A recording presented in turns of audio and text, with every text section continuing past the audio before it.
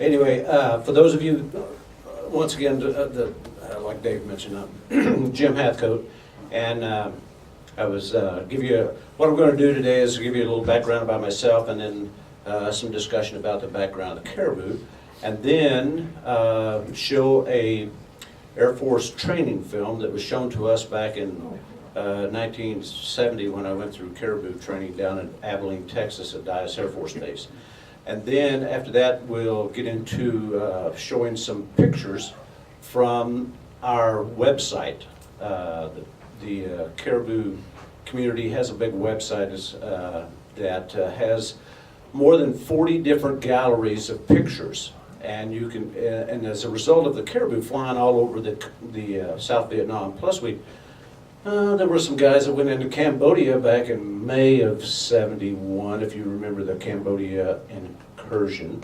And then we also flew a lot of support for the Military Assistance Command of Thailand. So towards the end of our tour of duty, we would have to go to Thailand for 2 weeks and fly all over the country over there. So anyway, that's more or less what I'm planning on doing today. And if you have any questions as we're going along, feel free to raise your hand and ask them. Are there any other Vietnam veterans in the wing? Okay, so if you guys want to contribute, to the discussion or the explanation of what I'm talking about, feel free to do that. It'll add a little more substance to what I'm discussing. So anyway, I've been a member of the wing for 3.5 years, and wish I'd joined earlier, but that's the way it is. Getting back to what Dave said a while ago, have a little over 800 hours in the Caribou. 700 hours of that was combat and combat support. 60 hours of it was training down at Dyess Air Force Base, and then 45 hours of it were accumulated as we flew Caribous from Cam Ranh Bay, Vietnam, back to the United States. I'll talk about that in a little bit. So that's my background. As far as the Caribou is concerned,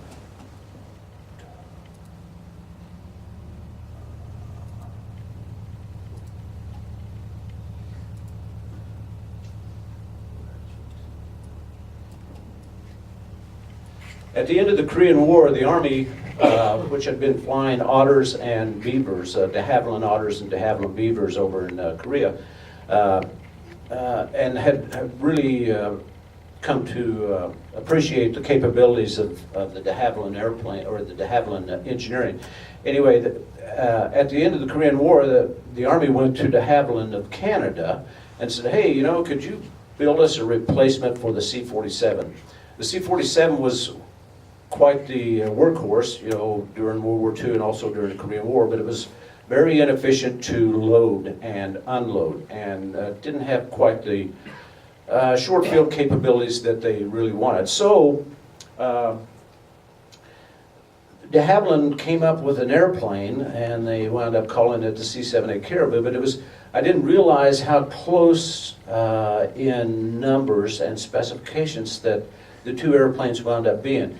You can see on the right, can everybody see that? Yeah. Anyway, both airplanes wound up with a max takeoff weight of 31,000 pounds. Empty weight's almost identical.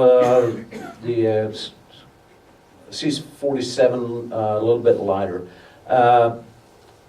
Payloads around between 6,000 and 8,000 pounds. And then the capacity, I was astounded that they could both haul 28 troops.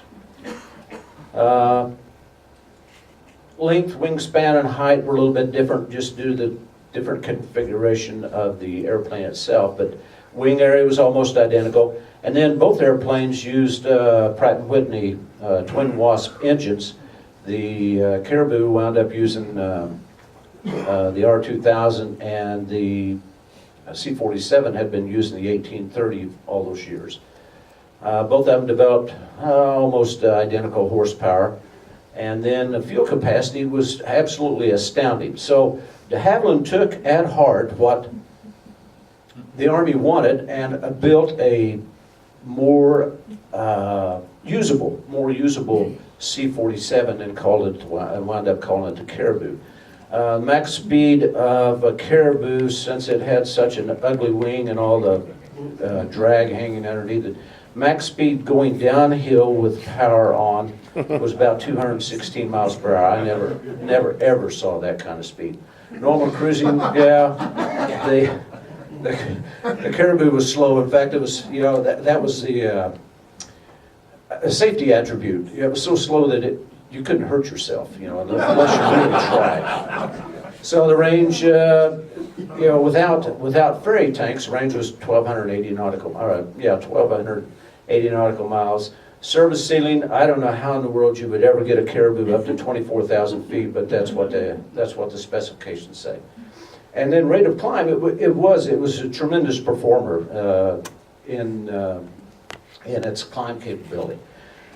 So anyway, you can see that, like I said, de Havilland took the numbers and qualities of a C-47 and then turned around and made it into a Caribou, but with a square fuselage that was easier to load and unload. I mentioned a while ago that we have a website. The Caribou community has a website, and it's at c-7acaribou.com, or you can just search for C7A Caribou, and it'll take you to, this will be one of the websites that it'll offer to you. The Army also has a website, but the Air Force has this. It's not the Air Force. It's our private organization has this website, and the website, like I said, has over 40 galleries of pictures that guys have sent in. Since we flew all over the country, the webmaster has created this gallery of photos. It's on the left side of the main page, about 2/3 of the way down. You click that on, and you can entertain yourself with photos of Vietnam for probably a couple of days, if you really want to get into that.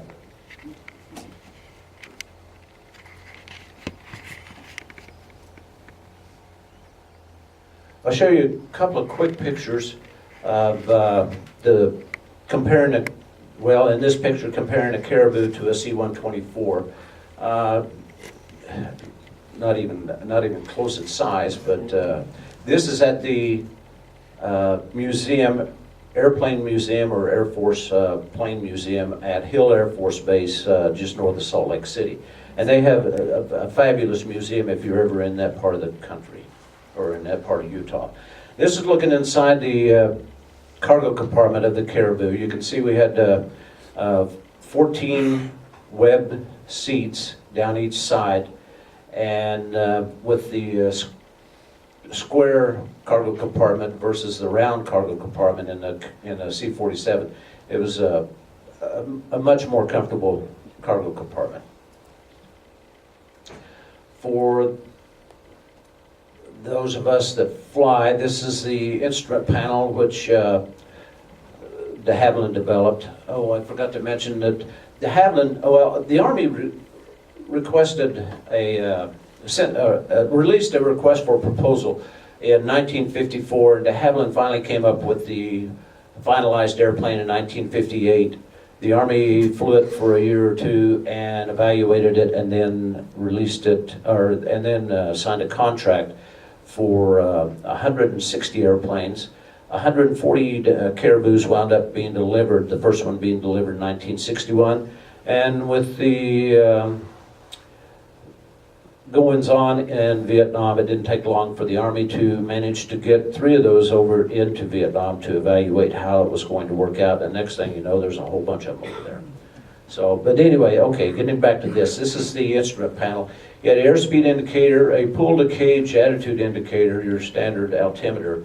And then the airplane was well equipped. We had an ILS capability, TACAN capability, VOR, and NDB, or non-directional beacon capability for flying instrument approaches. The only drawback in this instrument panel was the TACAN nautical mile indicator was on the bottom row on the captain's side, or the aircraft commander's side, and you couldn't see it because of the yoke. But anyway, you had to move your head around to look at it.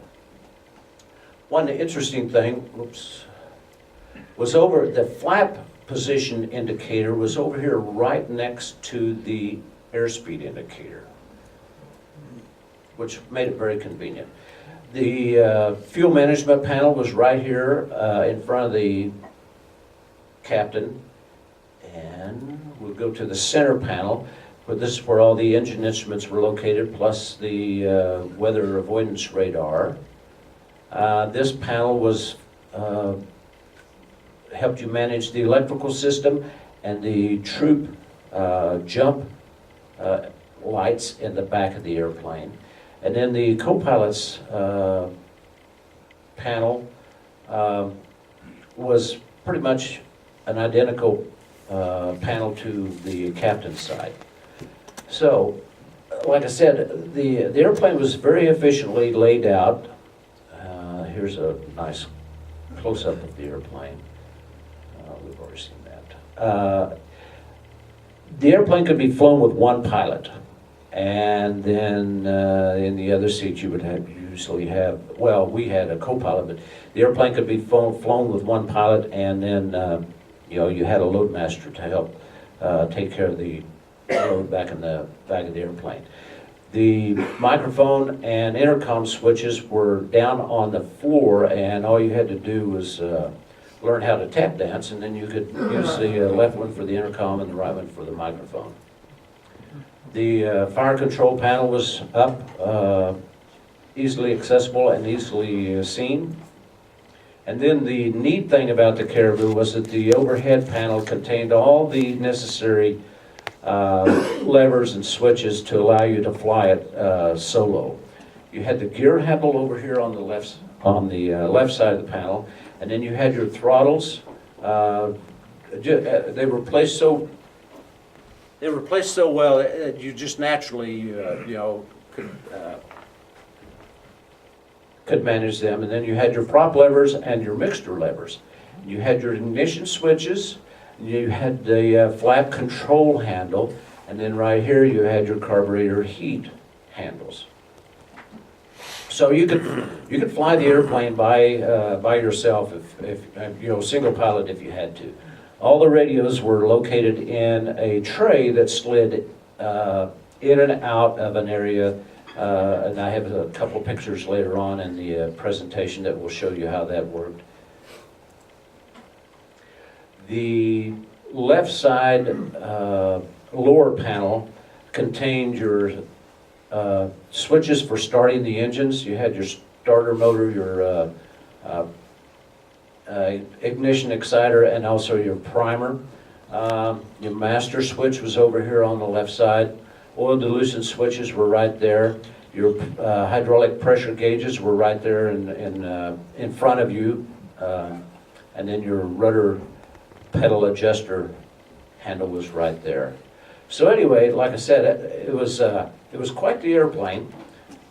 It could be flown single pilot if necessary, and it was probably the most fun you could have in Vietnam with your clothes on.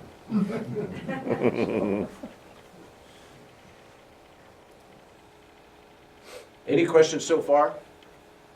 Yes. Yes? Why the foot-operated mics and intercom switch? Why foot-operated? So that you didn't have to use your fingers, on the yoke to, talk between each other. Usually we'd fly around with the windows open, unless it was raining. And even though we had,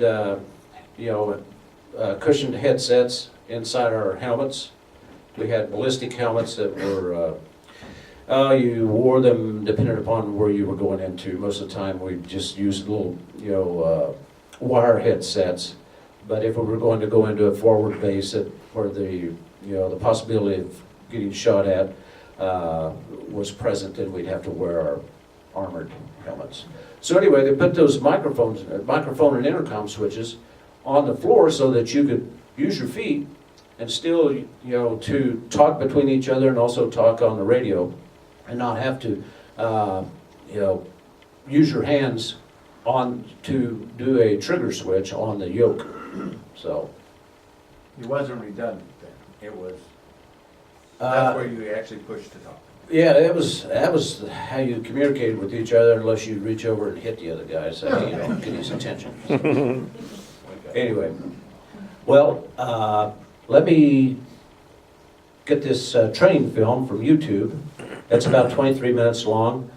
Gives you a good indication of the capabilities of the airplane and also all the different things that we could do with the airplane. So hang on just a second.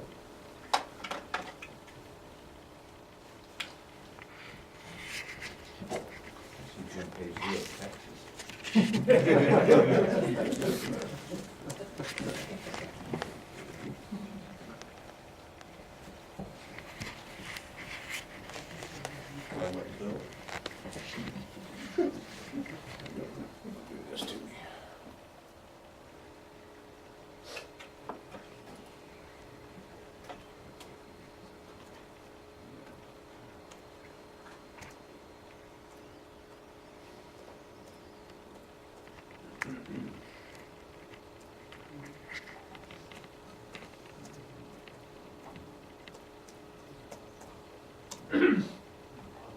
Oh, no.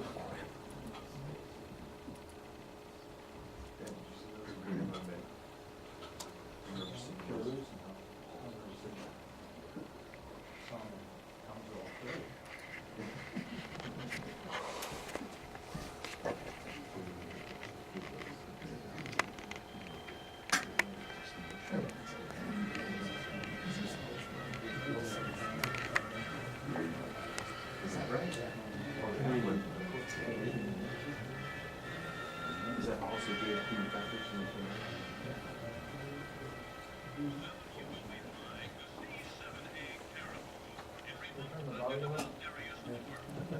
He's trying.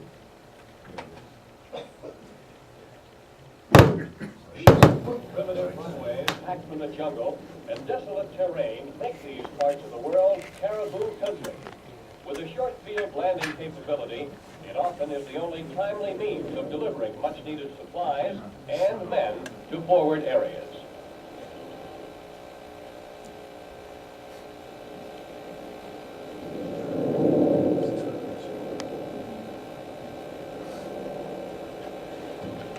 The entire trailing edge of the wing, which functions as a movable flap surface, permits a safe threshold speed of 67 knots at a gross weight of 28,500 pounds and flaps set at 40 degrees.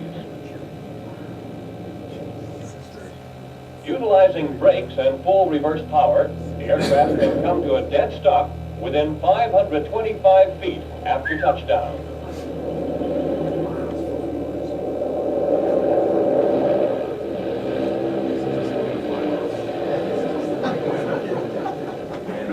At a gross weight of 26,000 pounds, it can lift off within 650 feet from even the most makeshift runway. If a landing strip is unavailable, men and supplies can still be delivered to remote areas by airdrops or by low-altitude extractions. This film will introduce you to C-7A delivery techniques and procedures and show you how they fit into tactical airlift operations.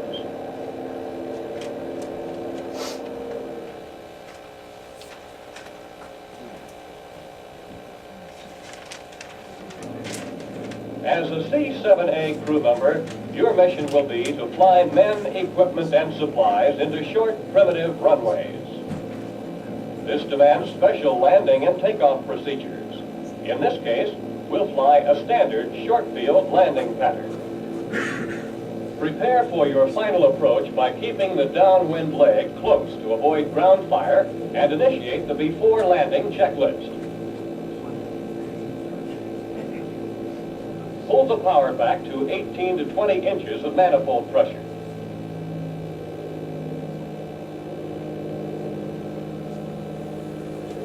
When opposite the touchdown point, lower the landing gear.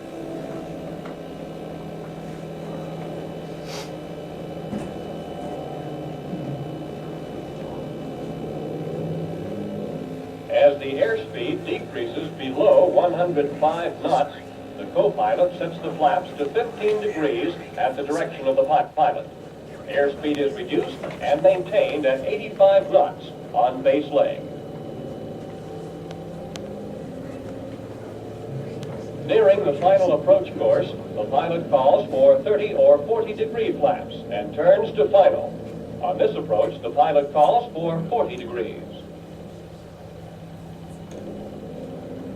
Now complete the before landing checklist. The prop lever should be moved to full increase RPM position. The hydraulic pressure is checked normal and the gear is rechecked down. On final approach, slow the aircraft to the short field threshold speed. This speed is normally established at a point 1/4 mile from the end of the runway. Use pitch control to maintain airspeed, adjusting throttles as required to maintain the glide path.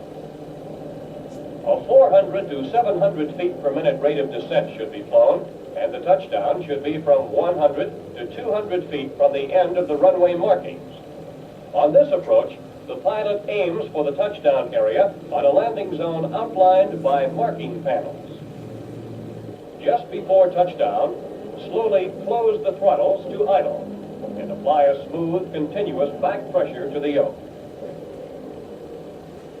Don't be surprised if you feel the light stick shaker. As the main gear touches down, move throttles into reverse thrust range and apply intermittent braking to stop the aircraft. Before dust and debris are blown forward of the engine, bring the throttles out of reverse range.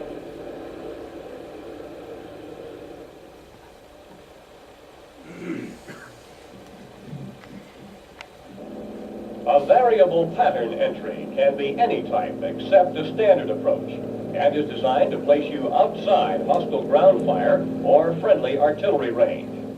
Here is an overhead approach.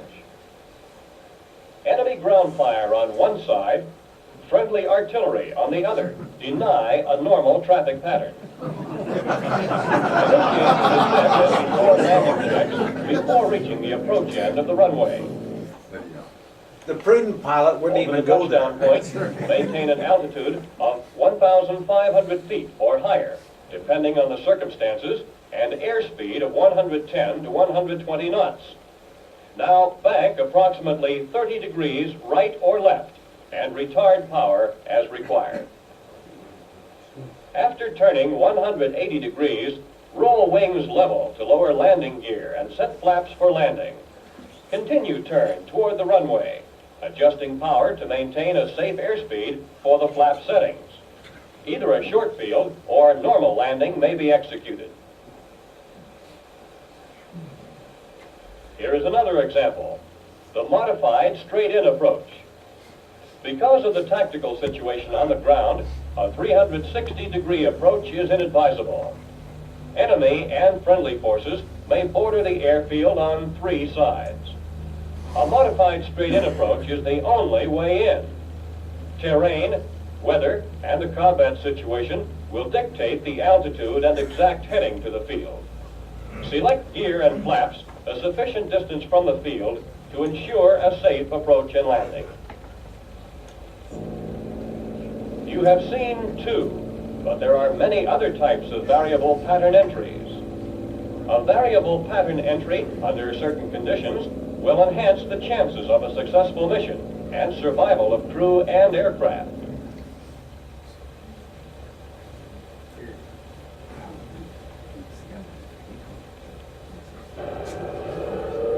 On a short field takeoff, accomplish the before takeoff check. The flaps are set to 25 degrees.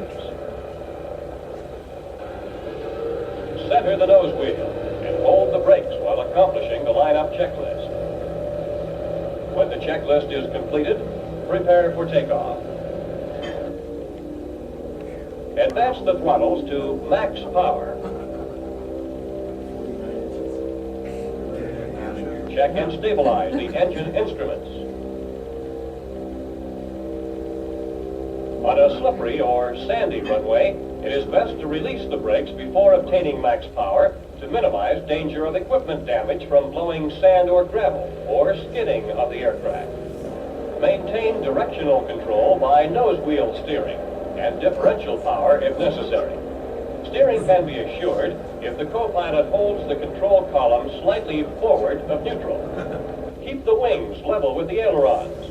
When rudder control becomes fully effective, but never below 55 knots, discontinue nose wheel steering and transition to the yoke, moving it aft of neutral. Then rotate the aircraft to make sure the nose gear lifts off before the main gear. Liftoff speed is 55 to 64 knots, depending on the gross takeoff weight. When at a safe altitude, retract gear and flaps simultaneously. Don't rotate the aircraft to an angle that will cause a drop in airspeed and result in stall. If necessary, fly 360-degree spirals to a safe altitude above ground fire.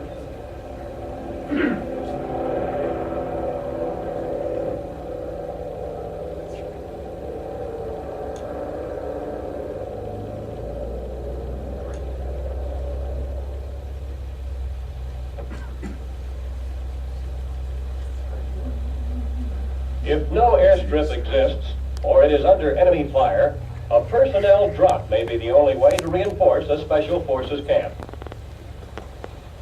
A briefing by the aircraft commander precedes the mission. He reports the altitude they will fly to the drop area, the weather they will encounter, in-flight and emergency procedures to observe. Inside, the flight engineer has prepared the aircraft for the para-drop. He has checked the anchor line for security. He makes sure the static line retriever is operational. Now the aircraft is ready for the troopers.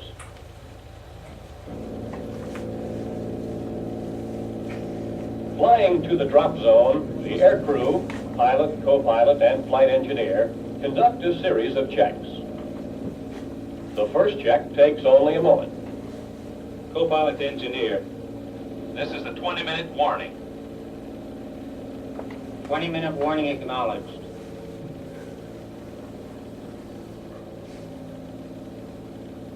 Twenty-minute warning complete.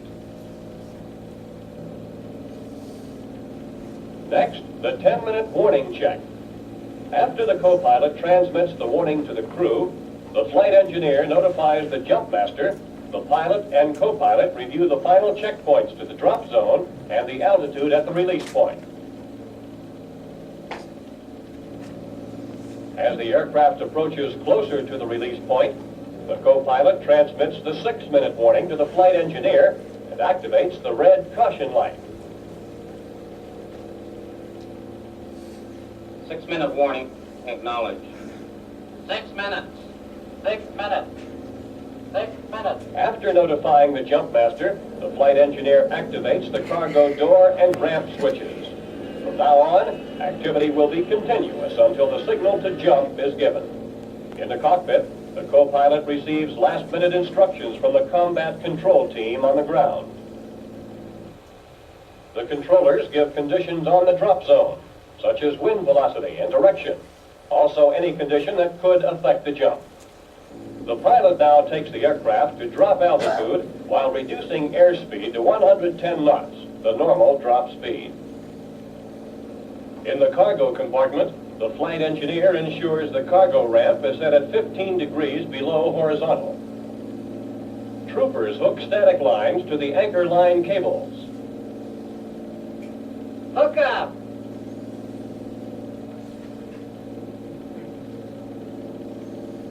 Start your equipment check. Following the buddy system, they check each other's lines, parachutes, and drop equipment. As an additional safety measure, the flight engineer double-checks the drop equipment. And the jump master, who is one of the jump team, double-checks the equipment of the troopers. 1 minute away from the release point, the co-pilot transmits the 1-minute warning. Co-pilot engineer, 1-minute warning. The pilot stabilizes the airspeed at 110 knots and establishes the drop altitude.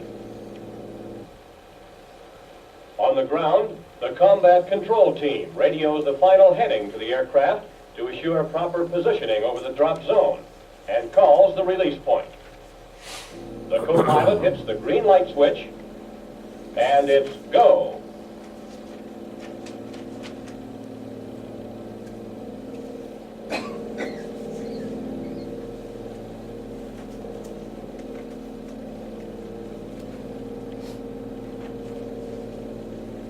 One second prior to expiration of the usable DZ length, the co-pilot activates the red caution light.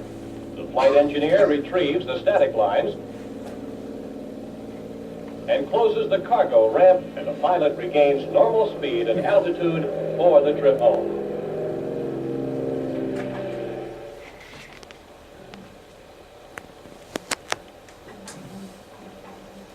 An alternate delivery method when air-land operations are not suitable and a landing strip is not available is the gravity airdrop. The flight engineer who helps load the aircraft is responsible for the cargo from tie-down to release. He must see that the cargo is secure and check the drop equipment, the manual release device, the static line, the center anchor line cable, and associated safety chains and tie-down straps. Following a briefing by the operations officer, the crew and aircraft take off.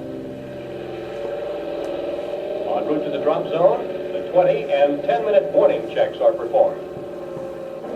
The pilot and co-pilot review the final checkpoints en route to the drop zone, the altitude and airspeed for the execution of the drop.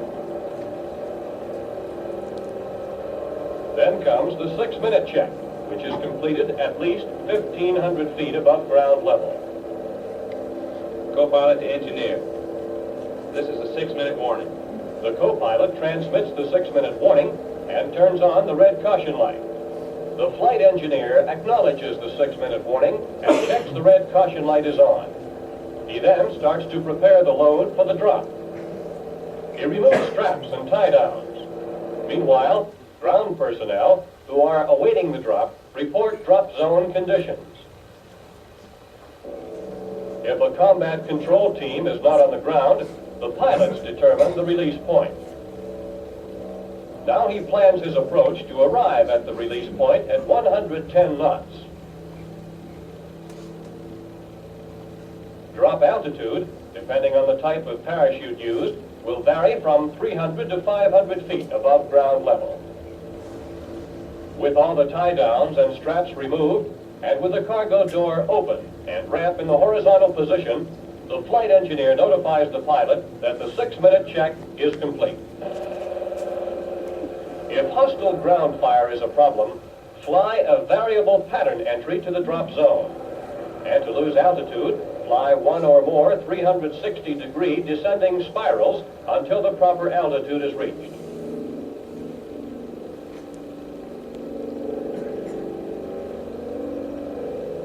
One minute from release, the co-pilot transmits the 1-minute warning. Co-pilot to engineer. 1-minute warning. The pilot selects the booster pumps to normal by activating the 2 booster pump switches.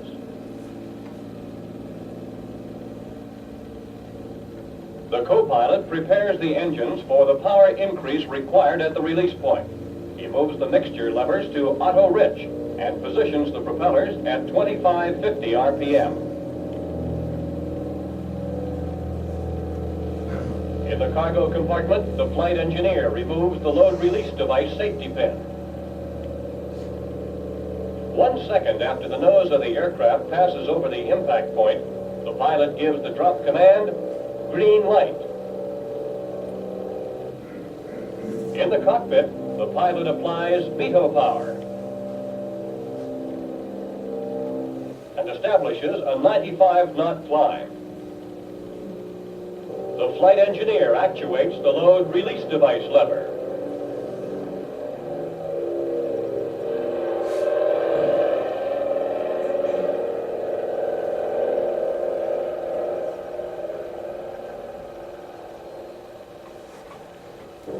One second prior to expiration of usable DZ length, the co-pilot turns on the red light.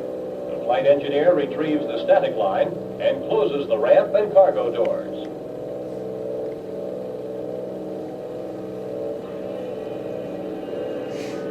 The pilot regains altitude and airspeed for the flight home. Now, the final delivery method. Low-altitude parachute extraction, abbreviated LAPES, is a self-contained delivery system that needs no ground equipment. The flight engineer, as in gravity airdrops, is responsible for the cargo from loading to extraction. On such a mission, he's assisted by another crew member. With the load tied down, the parachute, which will extract the load at the delivery point, is loaded in the ejector rack.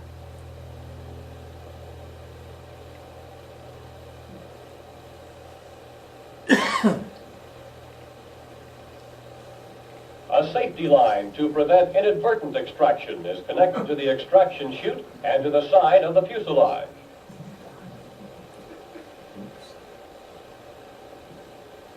On the way to the extraction point, the crew performs the usual 20 and 10-minute warning checks.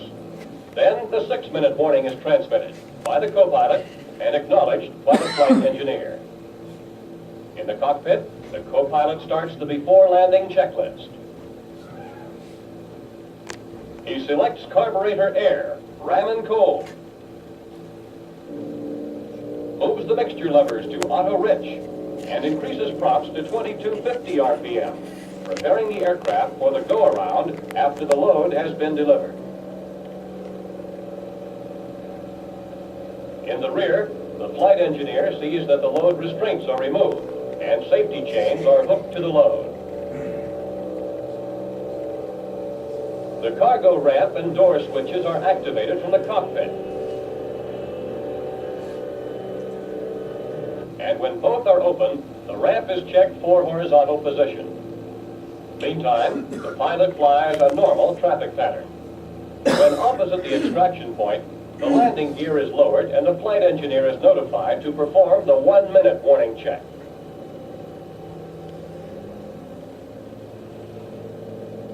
After setting the flaps at 7 degrees, the co-pilot positions the props to full increase RPM, checks the hydraulic pressure, and the landing gear down.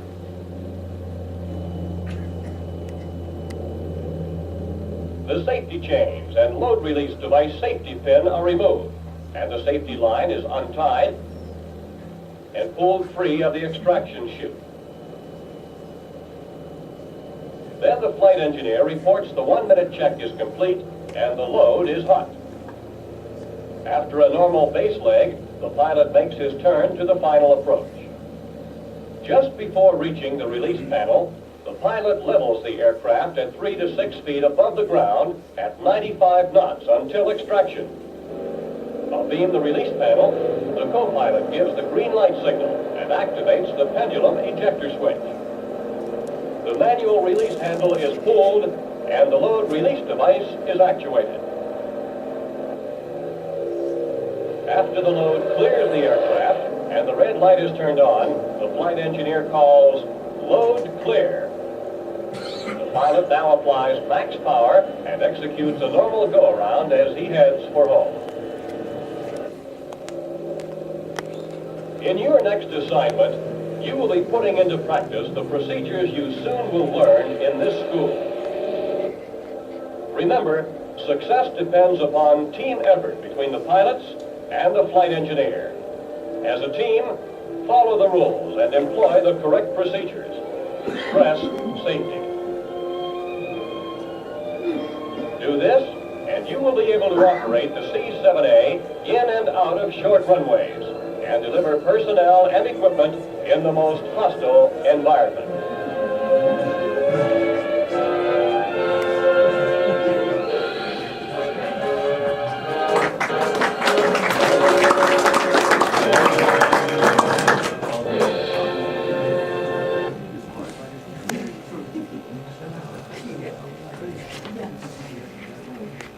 Was that exciting or what? Jim Hathcoat. Yes, questions? 50 inches of manifold pressure, what kind of fuel do you use? Seems like we burned 600 pounds an hour. No, I mean, What what kind? octane? Oh, octane, the engine was developed for octane 115 to 145. It's called purple gas. And it was, yeah, it's, you know, we were fortunate, all of us second lieutenants. I went over there and I was 23 years old, and that was my first assignment out of pilot training. So, and one of my T-38 instructors, you know, he said, you know, are you interested in going to Vietnam? I said, sure. So anyway, and I kid you not, there were probably about 10 of us that, you know, believed in what we were doing and were ready, you know, more than willing to go contribute to the war effort. Especially those of us that were planning on making the Air Force a career, because if you have some combat experience, then your promotions are probably going to come a little quicker, or at least promotions will show up than those that don't have any combat experience. So anyway, we were fortunate in that when we got over there, here we were fresh out of pilot training. The only 3 airplanes I'd flown was a Cessna 150, well, 4 airplanes. A Cessna 150, a T-41, which was like a Cessna 172 that was, you know, modified for Air Force instruction, and then a T-37 and a T-38. So we had no experience in round engine flying. Fortunately, all the flight mechanics and loadmasters that we had in the back, a lot of those guys had flown C-47s, C-124s, you know, and they were approaching retirement, so that was going to be their retirement assignment. And then once they came back to the States, they probably wind up, you know, separating from the service. So here we had all these second lieutenants and first lieutenants out there, you know, and I'm sure the guys in the back, the old heads were just, they were terrified that we were up flying around, you know. There they put in 20 years, 25 years, and now we're being, you know, chauffeured around by second lieutenants, especially in a combat zone in an airplane that, you know, it doesn't have a lot of speed capabilities to it, although it, like I said, de Havilland did design just a perfect airplane to replace the C-47. So, like I was getting back to what I was talking about, the purple gas was the 115 to 145, and then there was a green gas, I think, and this gasoline was color-coded. I mean, it actually had purple dye put in it to show you that it was 115, 145. And then green gas was like 85 to 105 octane or something like that. Do we have any really old radial engine guys here that might know more about that? So, well, anyway, that's the octane of the gasoline that we used, and that was the same octane I think that they used in the 1830s, and then all the other larger engines. 115, 145 was the highest octane gas you could use, or that was made. It was made, yeah. So, any other questions? Is Yes. there any means of emergency egress? How you got out of the airplane? No. Well, there were a number of ways. I'll show you. And some of these pictures I'm getting ready to show you. Here we go. Obviously, there were no ejections. Anyway, no, there were no ejection seats, but you had a hatch right behind the captain that you could climb up a ladder and you could go out the top of the airplane. Or right before you climbed up onto the flight deck, there was a hatch that you could open up, and then you could turn a handle, and then you could go out the bottom of the airplane, just like going out the bottom of a tank. Then, you know, you had your 2 side doors back in the back, and then you also had the cargo door. And the cargo door had the capability of, you could pull a handle and it would release all the pins, and then the cargo door would fall out of the back of the airplane. So. You were only 2 feet from the ground when you jumped out of the Do what now? 2 feet from the ground when you jumped out of the bottom. Oh, yeah, you know, when you went out the bottom of it, I just, if you were having to go out the bottom of the airplane, you have bigger problems than worrying about hitting the ground. Because if you're, and it, you know, it's one of those things where if you got trapped on the ground by ground fire, and it, you know, it occasionally happened. Never happened to me, thank God. But anyway, the last thing you want to do is make yourself a bigger target by going out the back door. I'm sure have you seen? I'm sure a lot of you have seen the videos on YouTube about the C-130s that were going into Quezon. You know, and the poor crew members up there. You know, the airplane. I think that particular airplane got hit. They crash landed and caught on fire, and then the crew members had to jump out and start running for cover. And I just can't imagine, you know, making yourself a target like that. So, but anyway, the Army took the airplanes over there initially, and then the Air Force, the Department of Defense told the Army, says, you know, you're getting into this airplane thing a little bit too much, so we're going to give the airplanes to the Air Force. So on the 1st of January 1967, the Air Force started flying the Caribous in country.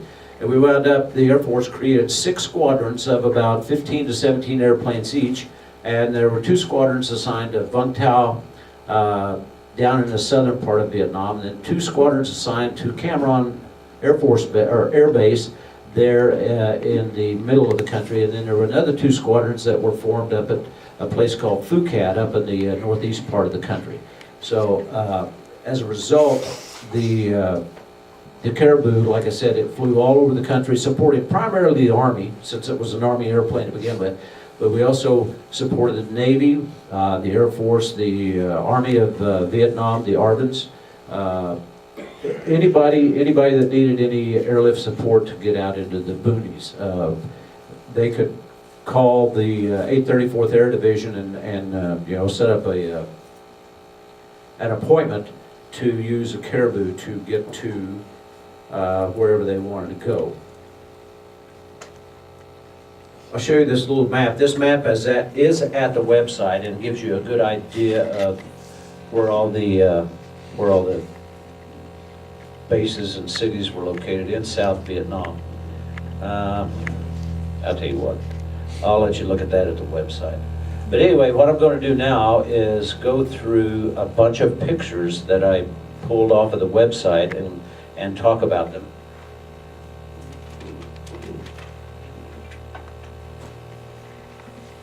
Primarily, I'll talk about some of the airfields. There's a number of different airplanes that guys took pictures of. Talk about some of the flying events and pictures out in the bush or out in the boonies, and then talk about some people events, and then some of the places, buildings, and structures that you can find in Vietnam. This particular airfield right here is a place called Cao Lan, and it was 1,400 feet long and 45 feet wide. It was asphalt. The big thing you had to worry about during the rainy season, the rain or the water didn't drain very far, and you had these big puddles. So if you couldn't stay on the 45-foot wide runway with your 30-foot wide gear, then you were going to have some problems. The other thing that was interesting was the Army built a camp right at the end of the runway. And you know, you would think that they could move it over to the side a little bit. So, yeah,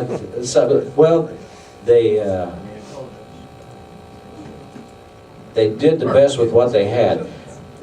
Here's a Caribou, not a Caribou, a Cobra gunship. These guys had been out killing commies. They came in, we watched them, they pulled up right here. This one of the guys, I think it was a front seater, ran over there, got a fueling hose, came back, put some gas in the side of the Caribou, and in the side of the Cobra. They put the hose back inside this little revetment here, and then they took off, and they were going to go out and kill some more commies. You have to bear with me because the photos that got put on the website were put on the website over a period of years. And these copyright pictures that you see are not from when the photos were taken, but from when the guys sent the photos to the webmaster, and the webmaster finally got around to, or not finally got around, but anyway, got around to putting them on the website. So you see a copyright in 2005. This particular individual, Dana Kelly, he was in my squadron. And so evidently he retired, and he had the time to go through his photos and send a bunch of them to the website. But anyway, this particular base is called Doc Peck. And the reason I show this is because there are a number of things to discuss about this. The Army would put these, this was called a fire support base, and it would have a number of different kinds of artillery. They'd have 105 millimeter howitzers, then possibly 155. Anyway, the 105 howitzer shot a nominal 4-inch shell, 4-inch diameter shell. Then they might have some 155 millimeter howitzers, and that would shoot a 6-inch diameter shell. And one of the guys took a picture of a 175 millimeter self-propelled gun, which shot about a 7-inch shell, which I never saw during the time that I was in countries, but it was over there at one time. So anyway, the Army would set up these fire support bases, and then put the artillery pieces there so that the troops that were out searching for the enemy, searching for the Viet Cong or the North Vietnamese, they could have artillery support if necessary to help them, get out of a pinch. And these bases would be set up about, anywhere from 12 to 15 to maybe 20 miles apart. And the 105 millimeter howitzer had a range of about 6 to 7 miles. So if you had two bases, you'd set them about 10 miles apart, and then that way either one base or the other base could always provide fire support for the search and destroy teams. Or if you had a fire support base that had 155 millimeter cannons in it, then that had a range of 10 to 12 miles, so you could set the bases 20 to 25 miles apart. And then the 175 millimeter howitzer, it had a range of somewhere in the neighborhood of 20 to 22 miles. So you could cover a lot of area with a gun like that in supporting the Army troops.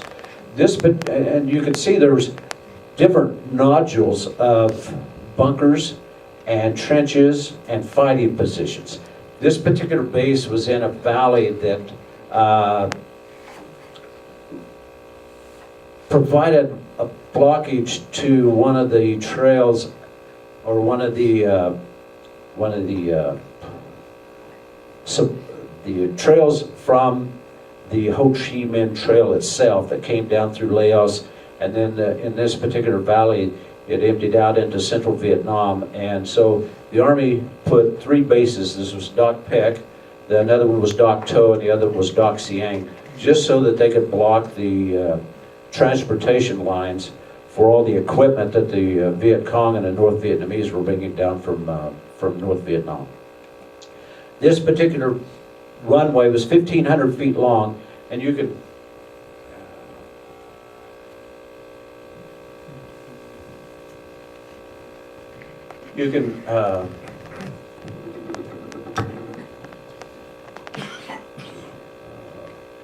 see in this photo, there's a runway end identifier painting on the runway right there. This runway is made out of, is covered with asphalt.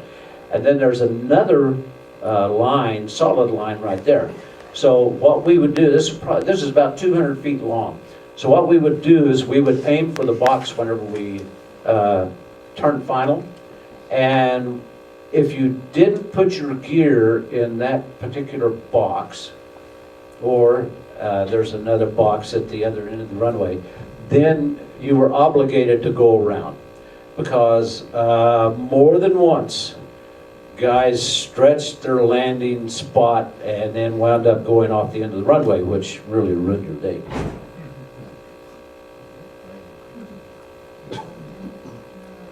You can see here at the other end of the runway, you have your 2 little white markers right there, and then your a solid line marker right there for that particular runway. And on this particular runway, you really didn't want to go off the end of the runway because you had a creek or a river, depending upon what you want to call it, at both ends of the runway. You had the river right there, and it looped around, and you had the same thing over here on this end.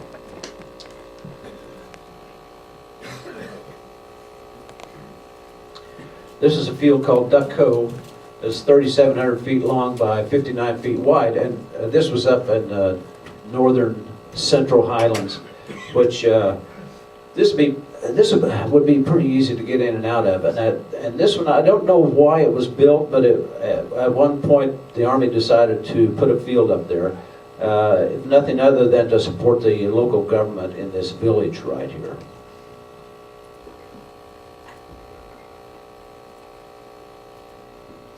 This place called Duck Lap, this was out west of Saigon, which was a significant base. You could see down here in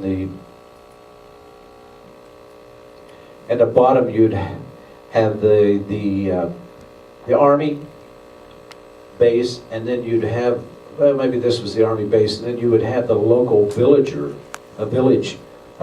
the local villagers would stay. Similar to, kind of like back in the Indian Wars, where the villagers would build their houses close to the Army fort so that they would be protected from the Indians. This was an easy airport to get in and out of. It had a big ramp right in there, and you can't see it necessarily, but had enough ramp area that they could put 3 or 4 caribous on the ground at the same time.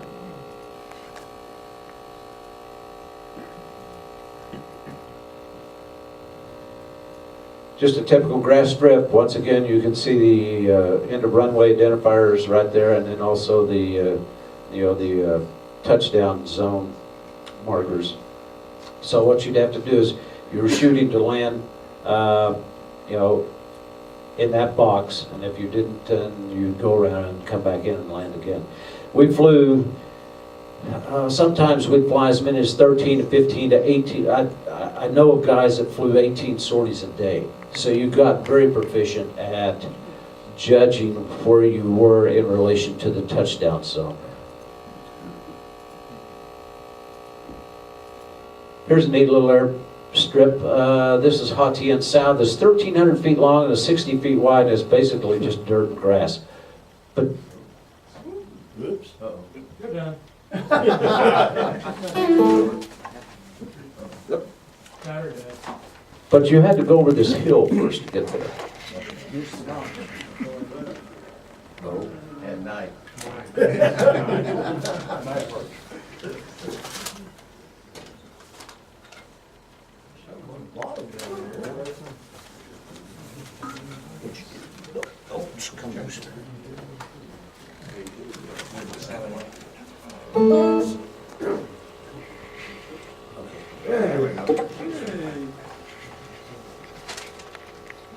Don't Linder's runway.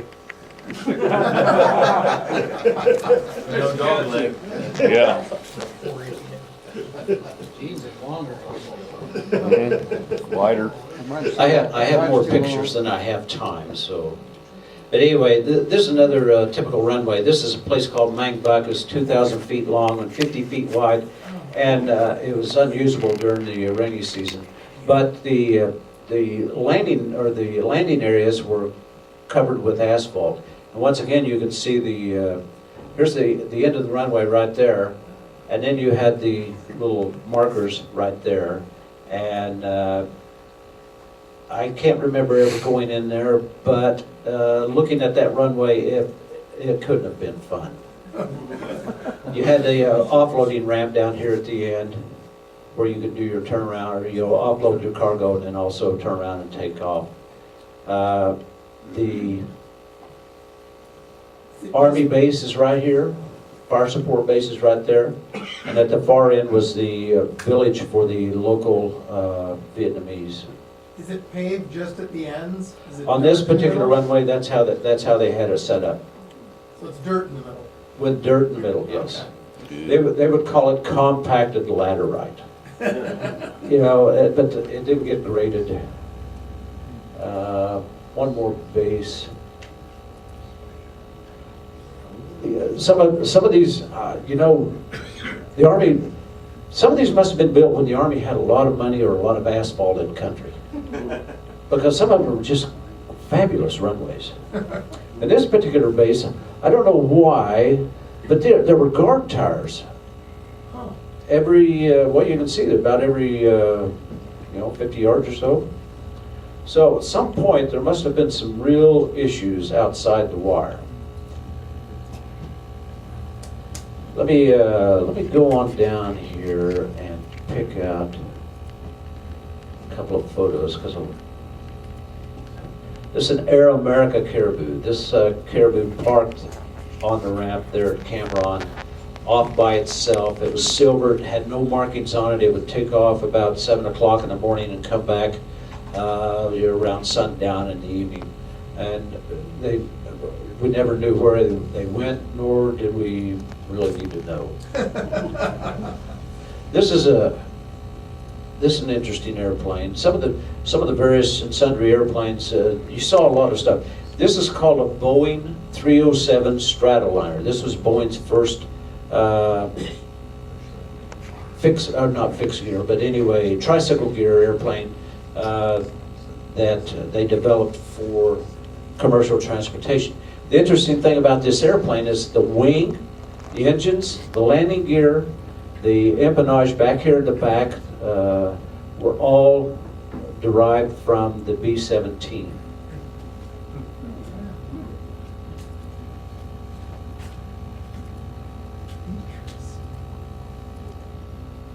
There's a boo at Dock Peck, you know, that fire support base I talked about a while ago, taken off.